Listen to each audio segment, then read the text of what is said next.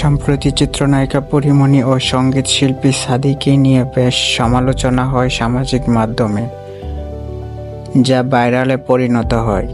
কিন্তু সেই সম্পর্ক নিয়ে পরীমনি কিছু না বললেও সাদি গণমাধ্যমের মুখোমুখি হয় সম্পর্ক অস্বীকার করেন। এবার সেই দিকে ইঙ্গিত করে পরীমনি পোস্ট করেছেন, নিজের অভিনয় দক্ষতা দিয়ে কর্মজীবনে বিশ্বস্ত সাফল্যের উচ্চ শিখরে পৌঁছেছেন চিত্রনায়িকা পরীমনি। ভালোবাসা সীমাহীন চলচ্চিত্রের মাধ্যমে তার বড় পর্দায় অভিষেক হয়েছিল। অভিনেত্রীর কথায় 2-4 দিনের জন্য কোথাও ঘুরতে গেলে ফেরার সময় জায়গাটার জন্য কেমন একটা মন খারাপ লাগে।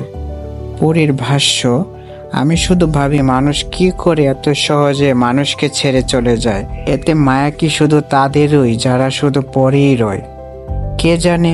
যাই হোক, হ্যাপি রোজ ডে এভরিওয়ান।